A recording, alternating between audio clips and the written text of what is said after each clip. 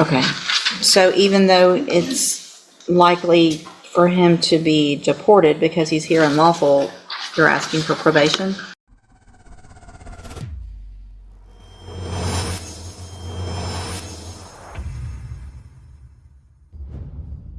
Judge, we're asking the court to consider probation. This case is unique, I would argue, for a variety of reasons. First and foremost, this court is very familiar with me and my proclivities. I would try this case 100 times out of 100. When I walked in to talk to him the first time, he said, "I want to accept responsibility." That almost never happens. He didn't shirk his responsibility. He didn't, we can talk all day about the fog. We can talk about the text dot needs to get their act together with the shoulders on the highway, whatever we want to talk about. He wanted to take responsibility. And he said it from the first day. When was the last time you ever saw me come in and plead on the first hearing, plead guilty to a serious offense like this? Never. He wanted to do that. That was him wanting to do that. And so from that standpoint, it's a unique case. The other reason it's a unique case is there's no aggravating factors here. He's not intoxicated. He's not on his phone. He's not doing anything other than driving his vehicle. Now, what happened to these people in the end result is absolutely tragic. And again, he's taking full responsibility for that. But I will tell you, Judge, if he'd had 5 more seconds notice, he wouldn't have been able to stop the vehicle. It had 10 more seconds notice. He wouldn't have been able to stop the vehicle. He's doing the speed limit. He's driving on the highway, and there are vehicles on his left and behind him, and there is a stopped vehicle on the interstate. I mean, there's not a scenario in which maybe the injuries are less, but there's not a scenario in which this accident does not happen. And so, again, he's saying, I should have been more careful. I could have done other things. I could have fixed this. And the way he's saying that is with his plea, and also his statements here. He expresses deep remorse. He struggles to sleep at night. He feels guilty about what happened to these people. And again, there's nothing redeeming about the outcome for these decedents, these victims. But the reality is, this is a situation that is a terrible, tragic accident. He is trying to take responsibility.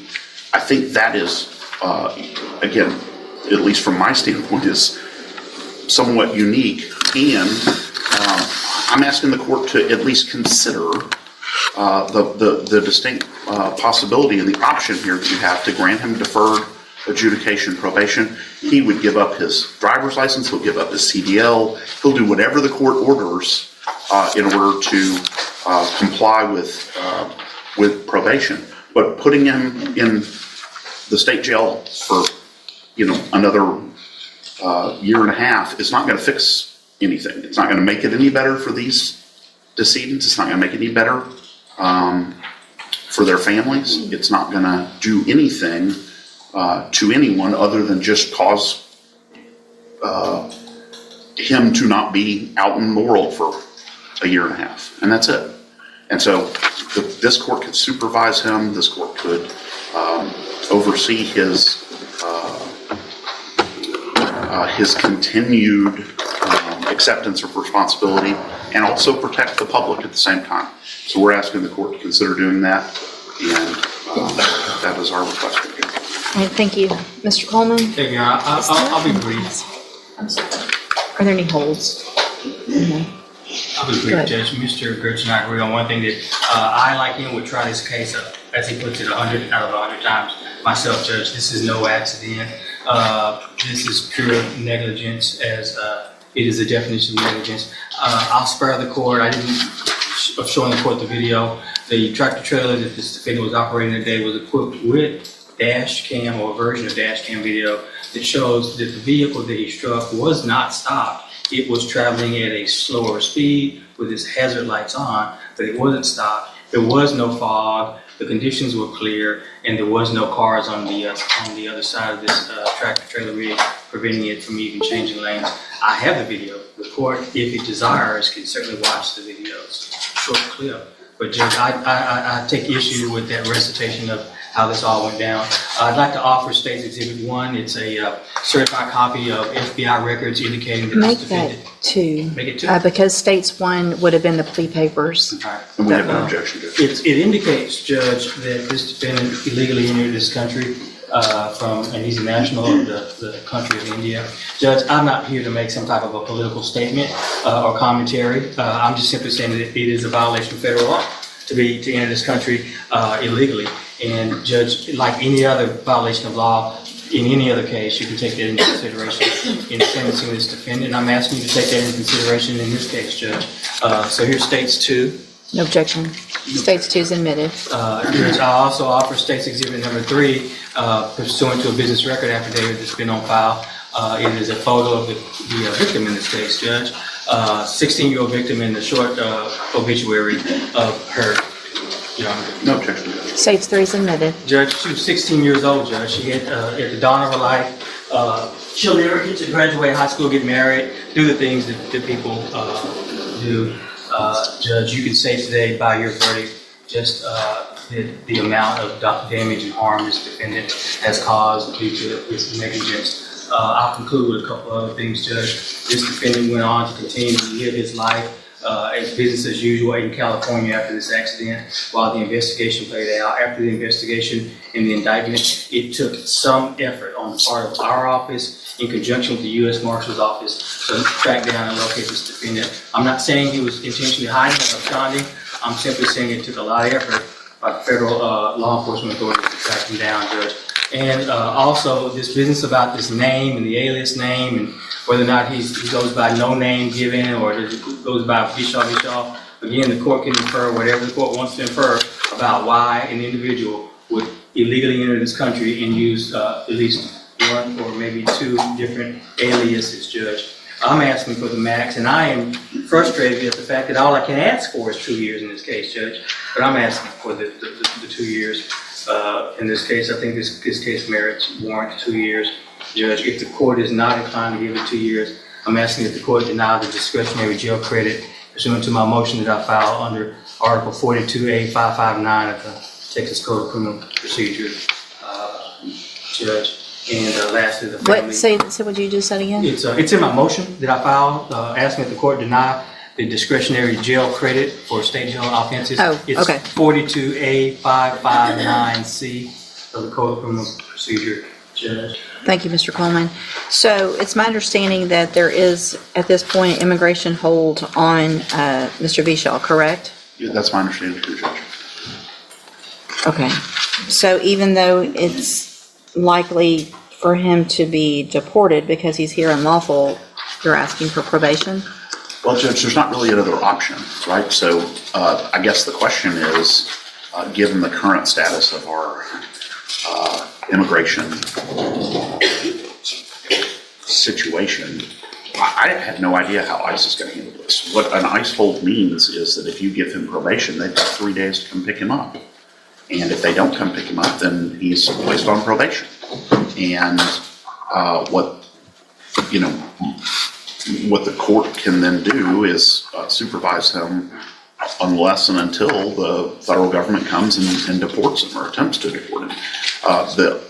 The kind of alternative to that is he can sit and sleep on a cot that we're providing and eat food that we're providing and then be deported at the end of that.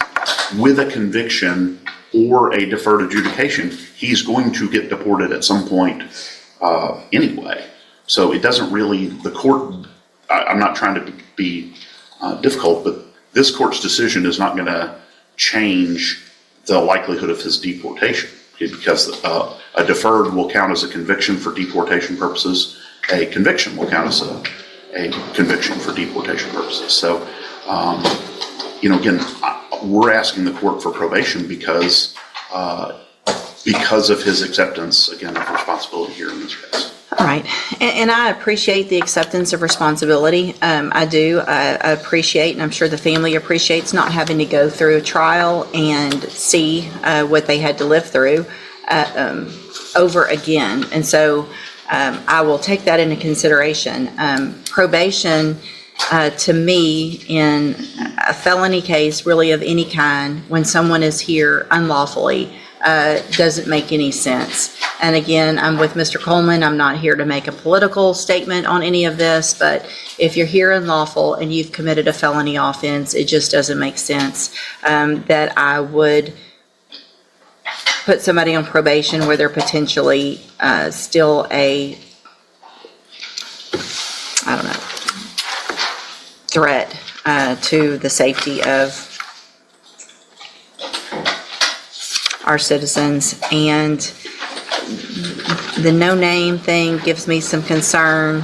Also, I feel like that is just potentially an attempt to avoid probably some issues with immigration and some issues with potentially this case. So what I'm going to do, again, I appreciate, and I'm sure the family appreciates, not having to go to trial. But I'm going to find that you entered your plea of guilty freely and voluntarily, find sufficient evidence to find you guilty, and at this time find you guilty of criminally negligent homicide, sentence you to a term of 20 months in the state jail prison. You will receive, I will give credit on that for any time that you've been in custody that the law gives you the right to receive.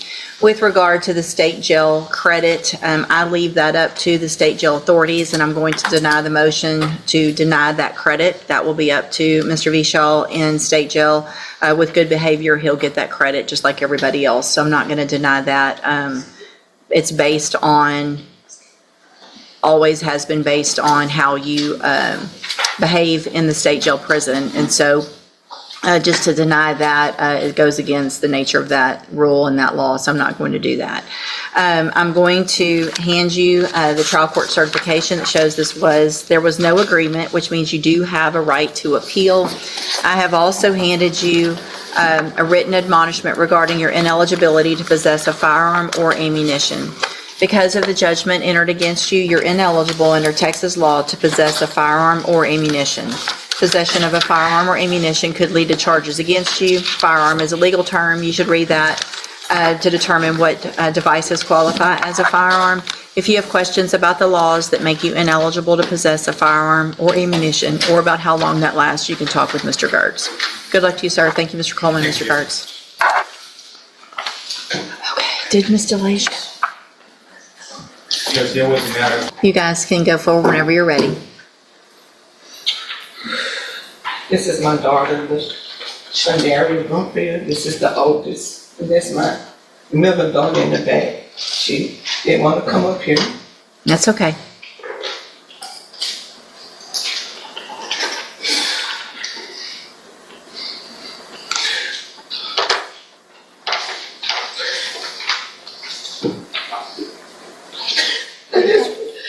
We've had it over a year to think about what we wanted to say today. But words cannot describe what it took us.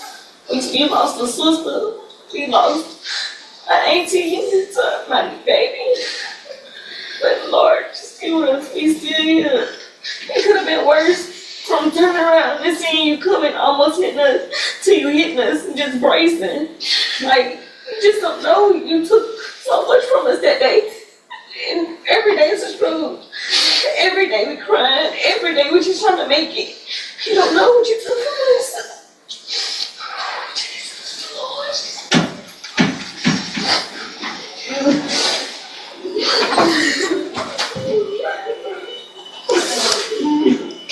You can take Mr. Vishal back to the back.